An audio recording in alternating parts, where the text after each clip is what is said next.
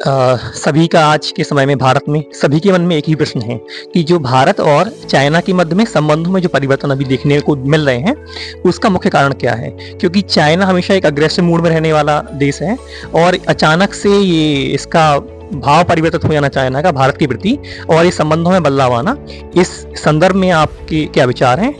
बताइए। सबसे पहले तो बहुत बहुत धन्यवाद आपको जो आपने ऐसा प्रश्न पूछा।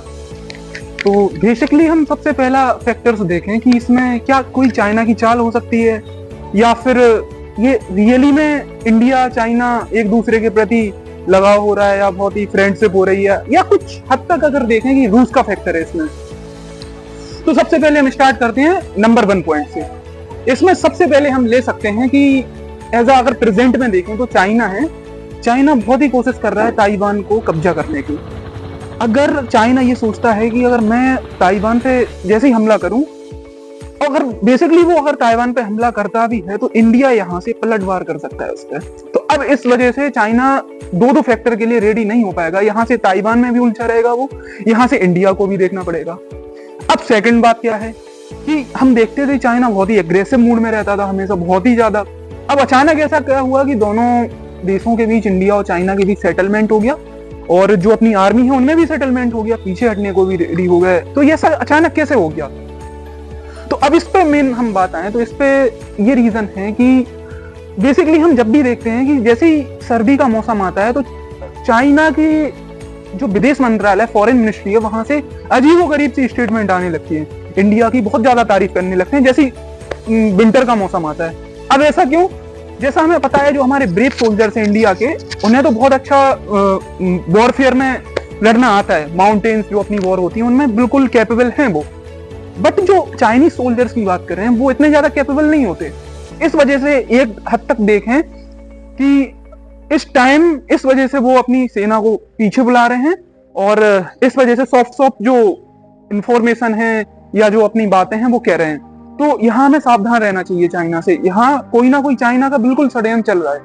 अब तीसरा और सबसे इंपॉर्टेंट फैक्टर देखते हैं जो कि है ब्रिक्स का। जैसा आपको पता है ब्रिक्स का फुल फॉर्म है ब्राजील, रसिया, इंडिया, चाइना, साउथ अफ्रीका। अब क्या है, अगले इसी ईयर जो ब्रिक्स का जो अपना पोस्ट है वो रसिया है और वहाँ इंडिया, चाइना और ये सब और अदर कंट्री हैं वो वहां मिलेंगी और सबकी मीटअप्स होगा।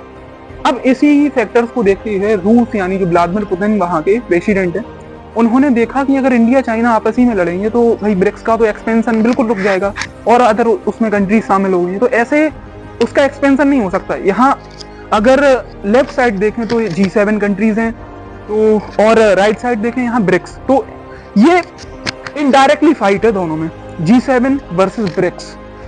अब रूस यही चाहता है कि ब्रिक्स को हम और ज्यादा पॉपुलर बनाएं और बड़ा बनाएं G7 से। अब इसमें सबसे जो दो सुपर पावर्स हैं USA एंड रसिया, इन दोनों में कभी नहीं बनती। तो USA चाहता है कि हम G7 को एक्सपेंड करें और रूस चाहता है ब्रिक्स को, लेकिन ब्रिक्स तभी हो पाएगा जब इंडिया और चाइना आपस में कोलैबोरेट करके चलेंगे।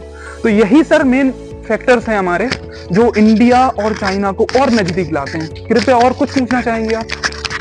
क्या ब्रिक्स से अगला नाटो बन सकता है या उसको नाटो की तरह इस्तेमाल किया जा सकता है? बड़ा ही अच्छा सवाल है आपका। अगर देखें कि जो ब्रिक्स है क्या नाटो की तरह बन सकता है? हाँ, अगर हम बहुत हद तक देखें कि अभी जैसे अभी रूस और यूक्रेन का युद्ध चल रहा था तो यूक्रेन को फुली सपोर्ट किया है USA ने, जो अपनी वेस्टर्न कंट्रीज उन्होंने फुल सपोर्ट किया है।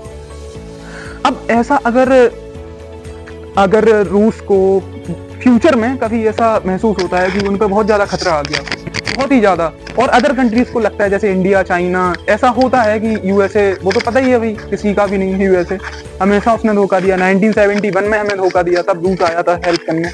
तो ऐसा अगर होता है फ्यूचर में तो बिल्कुल जो ब्रिक्स है नाटो जैसा वो फॉर्म हो सकता है, नाटो जैसा बन सकता है, उसका एक्सपेंशन हो सकता है नाटो जैसा।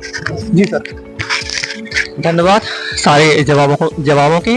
आपने सारे जवाबों को आपने बहुत ही तार्किक ढंग से रखा है। बहुत बहुत धन्यवाद। बहुत बहुत ज्यादा थैंक यू।